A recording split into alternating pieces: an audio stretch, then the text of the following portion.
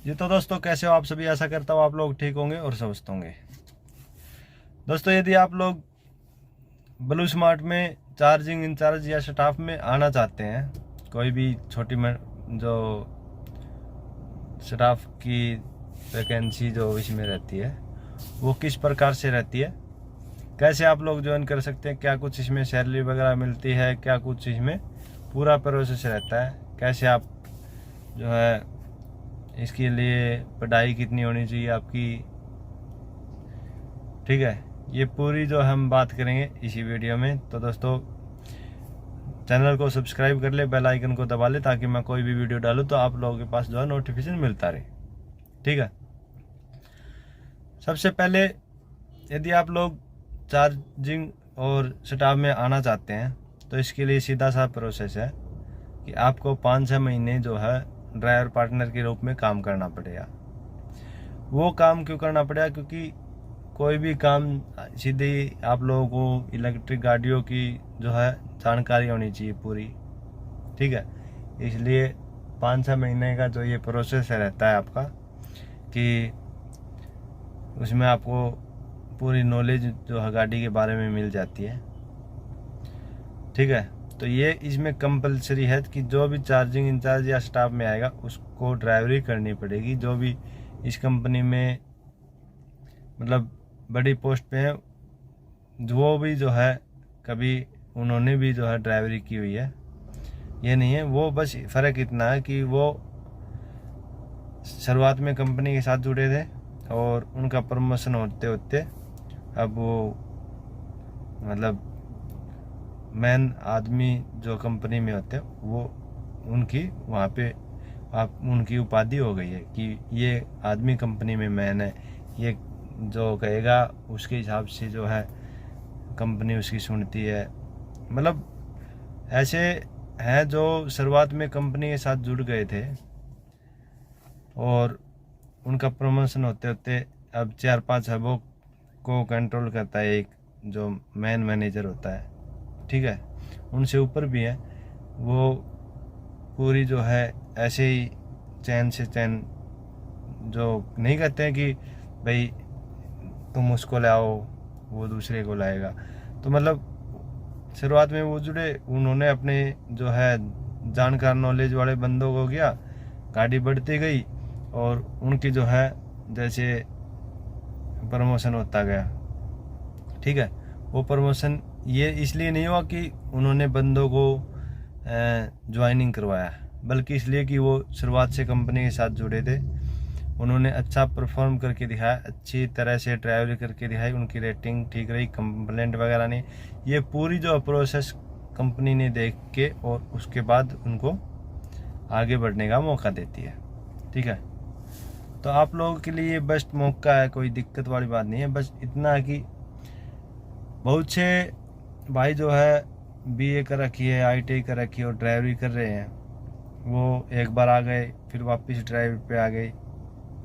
ऐसा भी होता है कई बार। मेरी नॉलेज में जो है 8-10 बंदे ऐसे हो चुके हैं जो मतलब साल 6 महीने हो गए नौकरी करते हुए, और उसके बाद जब उनके पास मौका आया तो चार्जिंग में चले गए, लेकिन फिर वापस ड्राइवर में आ गए। क्यों? क्योंकि ड्राइवर में उनको दिखता है भाई कि भाई तुम 30-35 जो भी मतलब बहुत से बंदे ऐसे भी हैं जो मतलब पूरी गलत बातें करते रहते हैं कि भाई इसमें कुछ नहीं है, ये नहीं है। मेरे भाई, हम जो है उसके बारे में कोई बात नहीं करेंगे, हम सिर्फ बात करेंगे जो हमारा काम है कि बंदों को किसी को भी नॉलेज देना, उनको रोज़गार दिलवाना, ठीक है।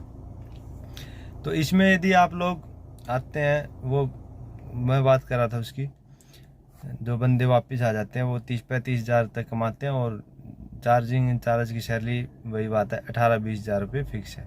लेकिन उसके बाद यदि चार्जिंग इंचार्ज में आते हैं तो फिर वो स्टाफ में आ जाते हैं, सीधे स्टाफ की भर्ती नहीं होती। पहले ड्राइवर से चार्जिंग इंचार्ज, उसके बाद स्टाफ में, मतलब जो भी अलग अलग पोस्ट हैं स्टाफ की, उस ऐसे जो है इसमें तरक्की होती रहती है। लेकिन उसके लिए ज़रूरी है आपकी +2 से ऊपर कुछ भी हो, जैसे ग्रेजुएशन या आईटीआई आपकी होनी ज़रूरी है, ठीक है। और ज़्यादा पोस्ट के लिए शायद उनकी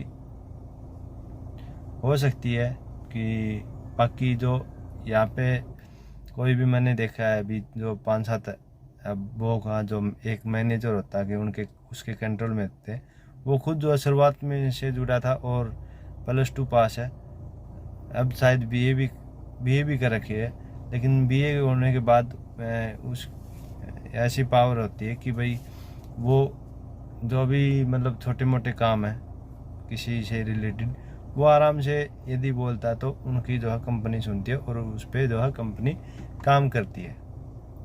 ठीक है। आप यदि कंपनी को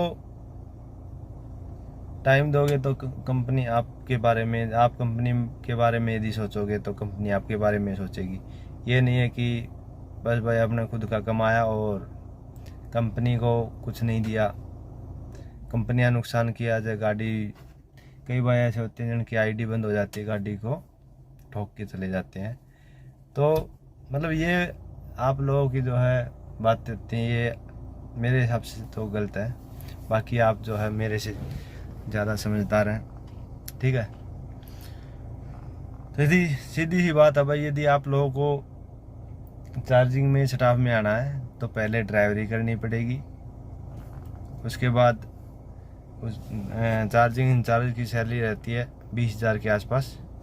उसके बाद उनका एक नॉर्मल सा पेपर होता है, 6 महीने नौकरी करने के बाद 12 महीने वो जब चाहे तब जो है पेपर दे सकता है। कम से कम इसमें 6 महीना है, 6 महीने 10 महीने 12 महीने 2 साल, आगे आप कितने भी कर सकते हैं। उसके बाद ये पेपर उनसे जो है इससे रिलेटेड क्वेश्चन पूछे जाएंगे। ब्लू स्मार्ट से रिलेटेड कब बनी थी, मतलब इसमें चार्जिंग वगैरह से रिलेटेड या गाड़ियों से रिलेटेड ऐसे क्वेश्चन जो है पूछे जाते हैं। यदि उसमें वो पास हो जाते हैं आराम से, कोई दिक्कत वाली बात नहीं, फिर वो स्टाफ में आ जाते हैं। ठीक है। स्टाफ में आने के बाद उनकी जो है सैलरी बढ़ जाती है और उनकी सैलरी जो है फिर